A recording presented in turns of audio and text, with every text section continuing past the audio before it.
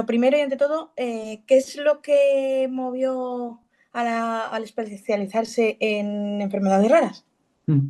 Bueno, la verdad es que a mí, desde que entré en medicina interna, que es bueno, el especialista que se dedica un poco a la parte más globalista, pero dentro del hospital, por así decirlo, es decir, nos encargamos de pacientes con afectación de muchos órganos o enfermedades complejas o pacientes sin diagnóstico, que quizás el tema de los pacientes sin diagnósticos es de lo que primero me atrajo.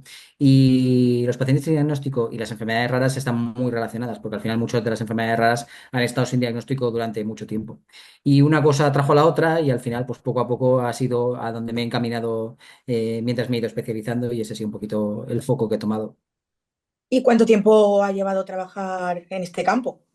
Bueno, a ver, realmente, aunque yo en mi consulta me dedico sobre todo a las enfermedades raras, al final eso es una parte de mi trabajo. Yo todo esto lo he ido compaginando con la asistencia habitual en el hospital, de los pacientes ingresados y todo eso.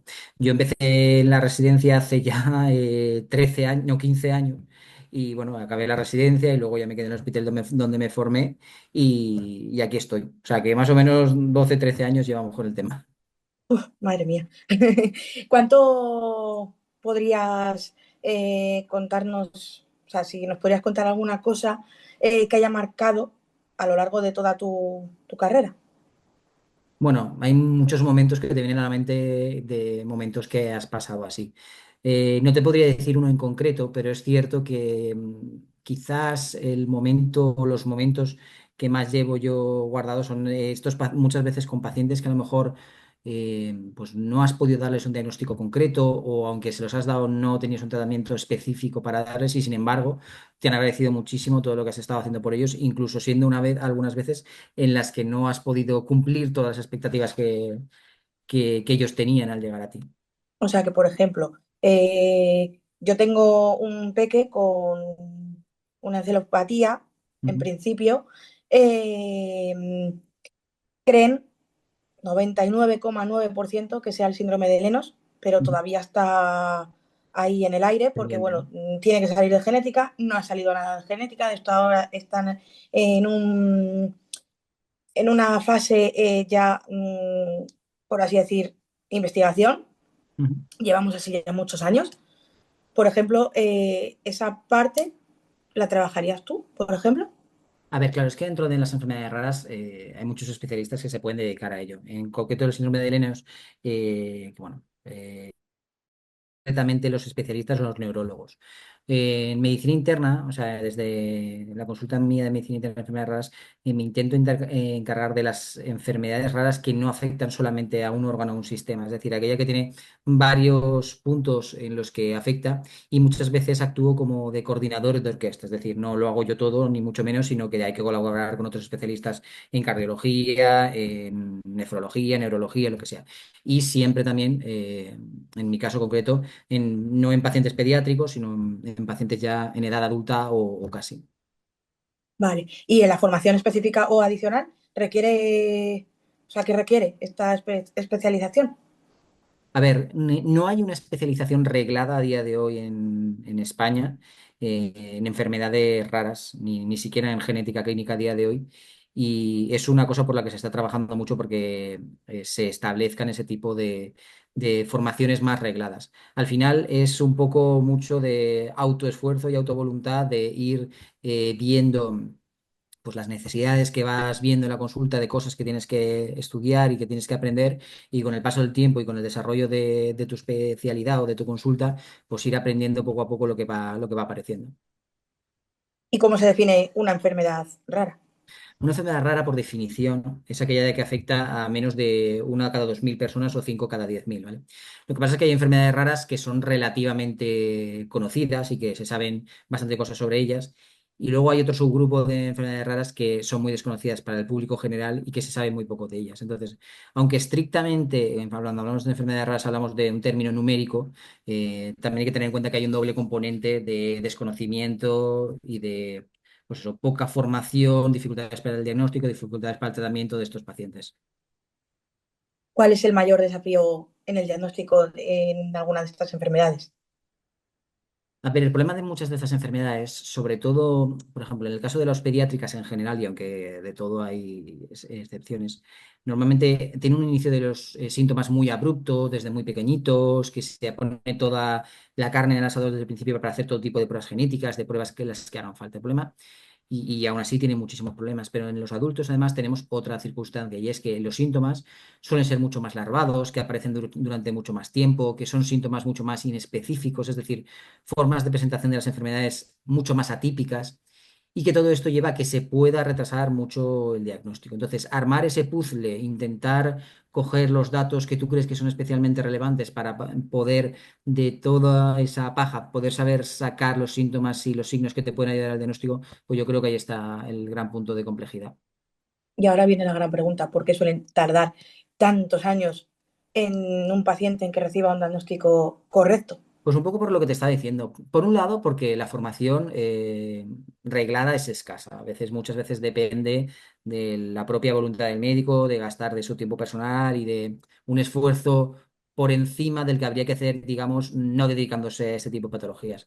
Pero es que por otro lado, las propias características de las patologías, que son síntomas, muchas veces son multisistémicas, es decir, afecta a varios órganos, que muchas veces los síntomas van apareciendo poco a poco y los vas atribuyendo a otras cosas. Cuesta a veces decir me paro, me voy hacia atrás, miro el conjunto y veo que esto no es muchos árboles, uno, sino un Sí, bosque, ¿no? Y un conjunto que tiene un signo. o sea que no debe de ser fácil.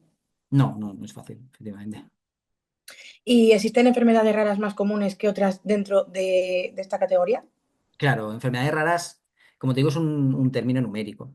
Hay enfermedades raras que son relativamente comunes. Al final, uno de cada 2.000 personas, que eso sería lo mínimo para que se considere una enfermedad rara, no son enfermedades tan extrañas. Es decir, probablemente todos, si hacemos un vistazo a la gente que conocemos, incluso sin saberlo, ellos están diagnosticados algunos de una enfermedad rara. Se calcula que las enfermedades raras afectan al 7% de la población en España, para que te hagas una idea. Es decir, a poco que conozcas a 100 personas, 7 van a tener una de estas enfermedades normalmente. Pero claro, luego hay otras enfermedades que son completamente infrecuentes, de en plan uno a cada millón, uno a cada 10 millones, o hay casos incluso de una o dos descritas en todo el mundo. Y claro, eso es todavía más complejo. ¿Y qué papel juegan las pruebas genéticas en el diagnóstico? Las pruebas genéticas juegan un papel central y cada vez se está viendo más, se está reclamando más la creación de especialidades de genética clínica, etcétera. Yo creo que la genética es un punto central para el diagnóstico de muchas de estas enfermedades, aunque no todas las enfermedades raras son genéticas, pero también es un arma a veces de doble filo. Es decir, eh, muchas veces a mí particularmente me acuden pacientes ya con una prueba genética hecha, pero sin que se le haya hecho una genética completa y se haya podido enfocar bien esa prueba. Y si haces eso y no empiezas por la base, es decir, una correcta historia clínica, exploración, etcétera, muchas veces te encuentras cosas que luego no eres capaz de interpretar. O sea, lo suyo, lo adecuado es, cuando tengo un paciente con un diagnóstico, hacer una correcta valoración clínica, intentar enfocar el diagnóstico de lo que puede tener y en base a eso, después hacer la solicitud de pruebas genéticas. Pero sí, gracias a las pruebas genéticas cada día se están ya no diagnosticando, sino describiendo enfermedades nuevas y es el futuro en cuanto al diagnóstico de estas patologías. ¿Y existen tratamientos específicos o se opta generalmente por tratamientos paliativos? Hay muchos más tratamientos de los que pensaría la gente así a priori hablando de enfermedades raras. Hay muchas enfermedades raras con tratamientos concretos. Yo clasifico las enfermedades raras en dos tipos, los que tienen tratamiento y los que no. El problema es que una vez tú abres la puerta a tener tratamientos, es mucho más fácil desarrollarlos. Es decir, hay un grupo de enfermedades que son las enfermedades de depósito lisosomal, que son enfermedades, por ejemplo, como la enfermedad de Gaucher, la enfermedad de Fabry, etcétera, que, bueno, hubo un día que en una de esas se descubrió un tratamiento, en el Gaucher concretamente. A partir de ahí, como esas enfermedades se parecen mucho, se ha podido extrapolar el tratamiento de otras muchas de ese grupo. Pero claro, hasta que eso se consiguió costó muchísimo. Pero ahora es relativamente fácil, entre comillas, desarrollar nuevos tratamientos. En cambio, enfermedades sobre las que nunca se ha podido encontrar ningún tratamiento, claro, las empresas farmacológicas, las farmacéuticas, van con más miedo a gasto farmacéutico que luego a lo mejor no pueden recuperar. Por lo tanto, hay menos inversión y es más difícil encontrar esos tratamientos. ¿Y cómo afectan los avances en medicina personalizada en los pacientes? Hombre, la medicina personalizada yo creo que va a ser y es el futuro. Es decir, ya cada vez, incluso en las enfermedades raras, concretamente, se están viendo, por ejemplo, algunos fármacos que, dependiendo de tu mutación genética concreta o de cómo tengas afectado un citocromo hepático, un citocromo es una proteína del hígado concreta, puedes saber si un fármaco te va a venir bien o no. Y esto no ha hecho nada más que empezar. Poco a poco se van a ir describiendo más características así y van a ayudar a que los tratamientos sean cada vez más dirigidos.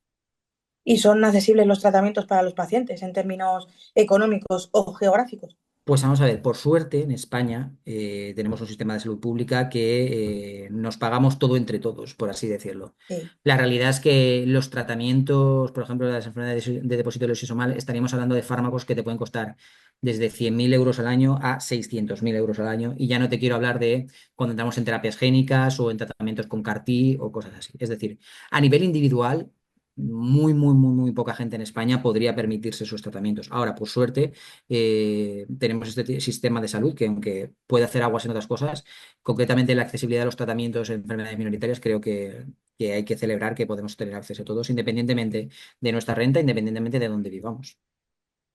Ahora te voy a hablar de tema relación médico-paciente. Ujú. ¿Cómo manejamos la incertidumbre para enfrentar a los pacientes a sus familiares? Es un punto complicado, es una cosa que además te diría que no es fácil definir.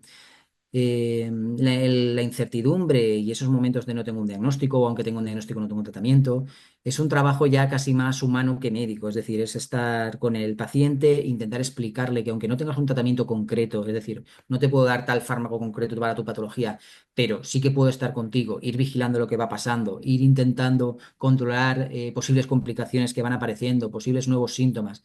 Y todo esto, aunque no consigas curar la enfermedad de forma definitiva, sí que vas a cambiar completamente la vivencia y la calidad de vida del paciente en cuestión y ¿Y qué familia. papel tienen los grupos de apoyo o asociaciones, por ejemplo, en pacientes con el proceso? Yo creo que son unos recursos maravillosos y que animo a todos los pacientes que tengan enfermedades minoritarias que intenten buscar su grupo de apoyo correspondiente, su asociación correspondiente, porque muchas veces te van a decir cómo es tu enfermedad, muchas veces mejor que los propios médicos a lo mejor, porque, a ver, un médico generalista, las enfermedades minoritarias, pues puede conocer algunas, pero la gran mayoría probablemente no las conozca. Incluso yo que me dedico a esto, es que hay una cantidad de miles de enfermedades. Al final puedes conocer unos pocos cientos como muchos. Luego las otras las vas a ir aprendiendo conforme vas viendo pacientes. Entonces, las asociaciones tienen acceso a toda la información porque al final se preocupan de su patología y tienen acceso a todos los recursos y saber, mira, tú tienes tal diagnóstico, te recomiendo que vayas a ver a tal doctor o que vayas a tal persona que controla de esto o que te guíe por el complejo mecanismo burocrático que hay a veces para llegar a donde tienes que llegar. ¿Y crees que a día de hoy hay asociaciones para todo tipo de enfermedades? A ver, para todo no. Para todos no, porque es verdad que hay patologías extremadamente raras o muy infrecuentes que a lo mejor por volumen, si hay en España, por ejemplo, obviamente no va a haber una asociación, pero incluso aunque no haya una asociación, hay una gran asociación o un grupo de asociaciones que es FEDER, que es la Federación Española de Enfermedades Raras, que digamos que actuaría como paraguas para también acoger tanto las enfermedades, las asociaciones particulares, como estos casos que no tienen otro mecanismo de defensa. ¿Y cuál sería la estrategia para comunicar diagnósticos así tan difíciles?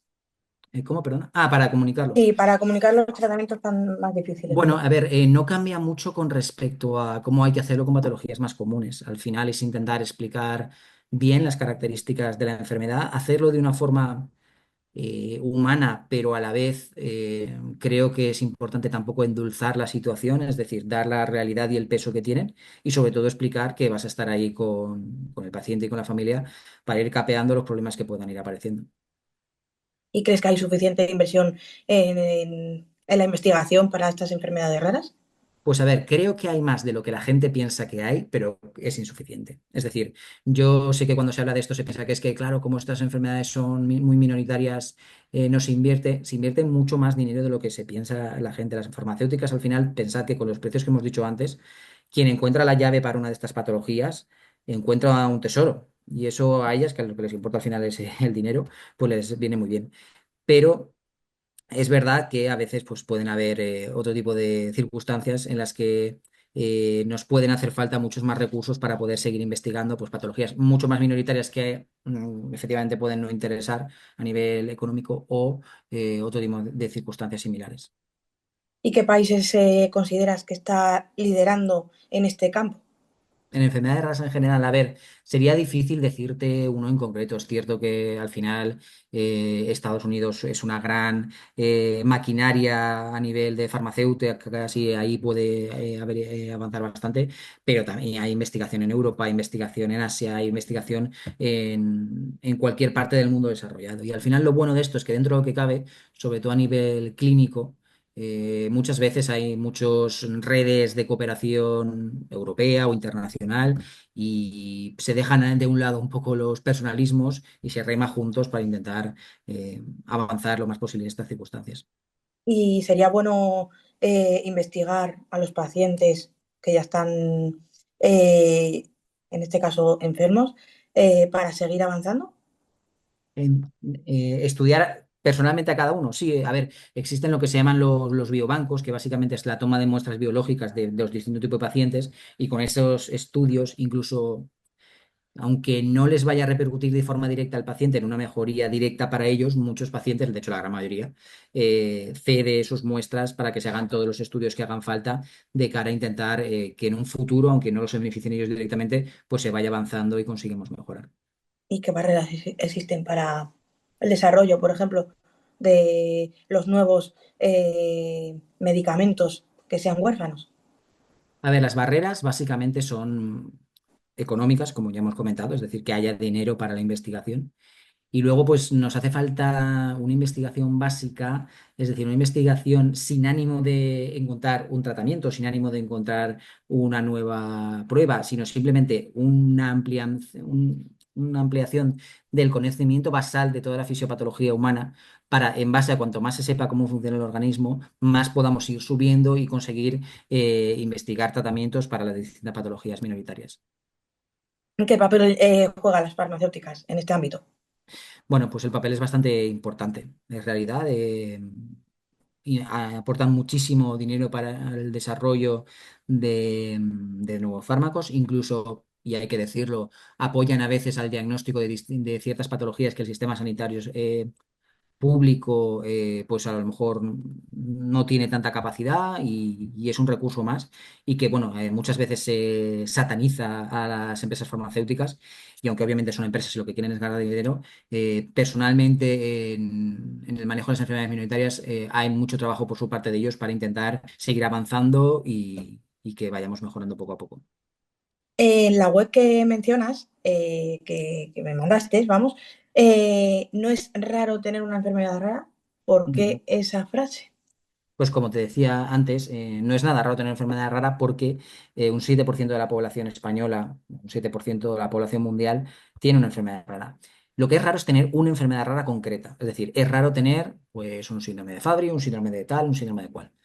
Lo que no es raro es, sumando toda la gente que haya afectada de enfermedades raras y de todos los tipos distintos de enfermedades raras que hay, no es raro tener una de esas. Un 7% es una de cada 13 14 personas que viven en España. Es decir, no es que no sea raro, es que es bastante frecuente. ¿Y cómo integramos a la divulgación de medicina en redes sociales? Bueno, yo creo que es algo que está cayendo por su propio peso y que poco a poco cada vez se ve más.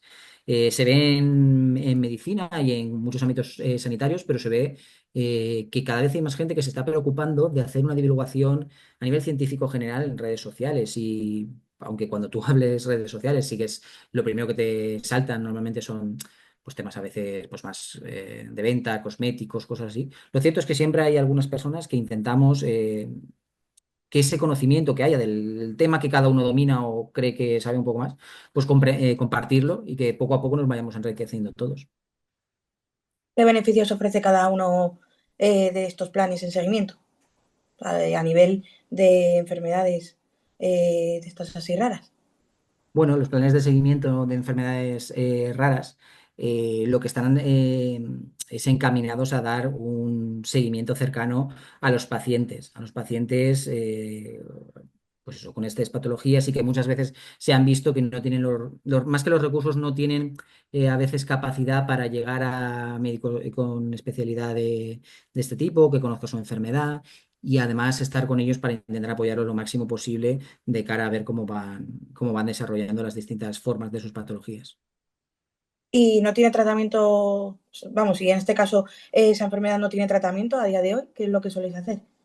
Bueno, lo que hemos comentado un poco, al final, estas patologías, la gran mayoría, bueno, o la mayoría, sí, la gran, una mayoría, no tienen un tratamiento concreto, ¿vale? Un tratamiento concreto quiere decir que igual que una neumonía tú lo tratas con un antibiótico, pues estas enfermedades no hay nada concreto que yo te pueda decir, esto es para tu enfermedad. Ahora bien, estas enfermedades muchas veces tienen una amplia gama de manifestaciones y esas manifestaciones se pueden ir tratando. Y si conoces la enfermedad, además, sabes cómo se pueden ir complicando y cómo pueden ir apareciendo tanto las complicaciones como, como otro tipo de problemas que pueden haber. Entonces puedes ir vigilándolos y evitando que vayan apareciendo. Entonces, por ejemplo, es normal probar 20 medicaciones, por ejemplo. Sí, sí, no es raro.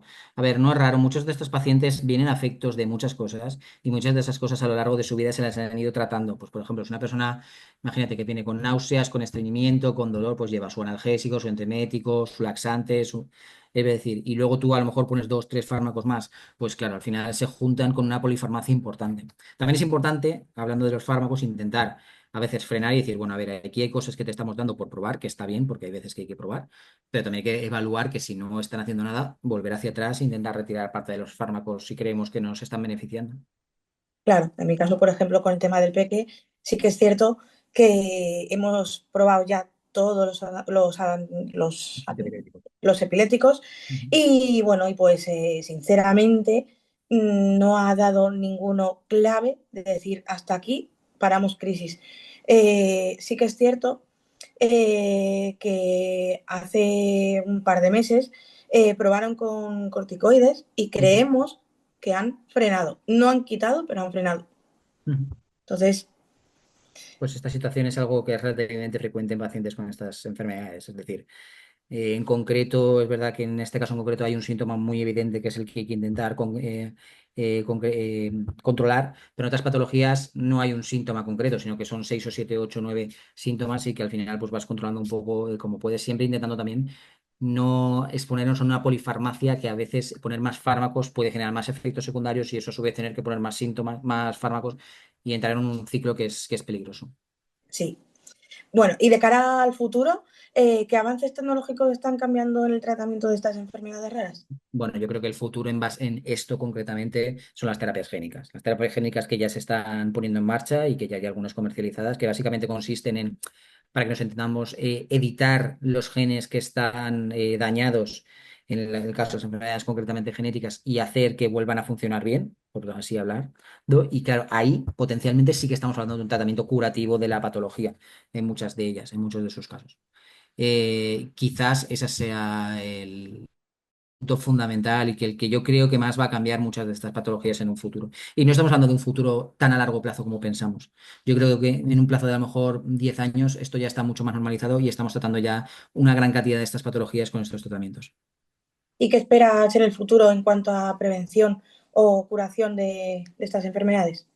Bueno, como he comentado, en cuanto a curación, la terapia génica ya sería prácticamente, en algunos casos podría ser curativa y en cuanto a la prevención, es verdad que con la genética, cuando hay una mutación, por ejemplo, de novo, no suelen ser imprevisibles y por lo tanto es difícil de prevenir, pero es cierto también que cada vez se está estableciendo más cribados neonatales de determinadas patologías, que esto nos va a permitir que aunque no la podemos prevenir en el sentido de evitar que aparezcan al 100%, sí que podemos diagnosticarlas desde un momento súper inicial y poner los tratamientos o los controles necesarios desde el minuto uno y no tener que esperar 10 o 15 o 20 años a que se diagnostiquen. ¿Y qué recomendarías a los jóvenes médicos interesados en este área?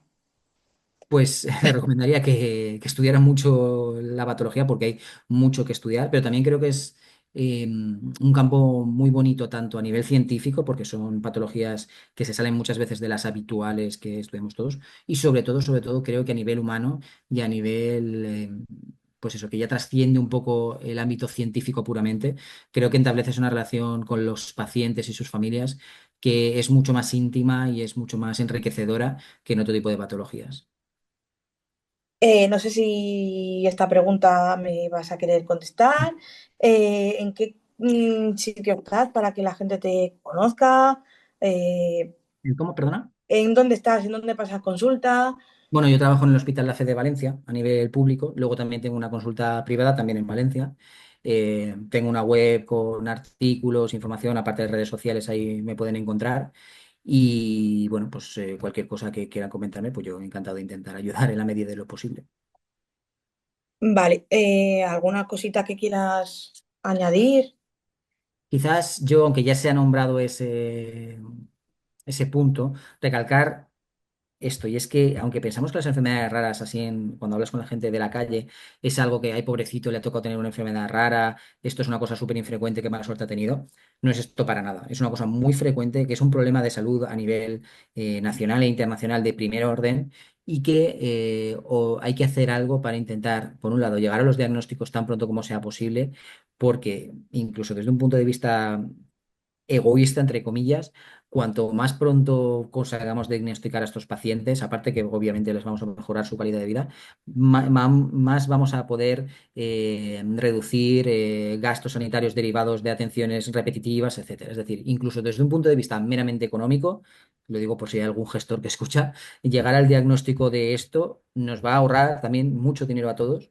Y nos va a ayudar a mejorar el sistema sanitario y sobre todo, la calidad de vida de estos pacientes. Vale. La página web o algo, si tienes para, bueno, pues para que te conozcan y demás, para que te busquen en el caso de que quieran por la zona de allí de Pues sí, Valencia. es doctor Ricardo Gil, todo junto, www.drricardogil.com y ahí encontraréis todo. O arroba doctor Ricardo Gil en Instagram y similares. Perfecto, pues nada, pues hasta aquí el día de hoy con la entrevista. Muchas gracias por acompañarnos esta tarde de hoy Muchas gracias. y cualquier cosa, pues aquí tienes las puertas abiertas. Perfecto.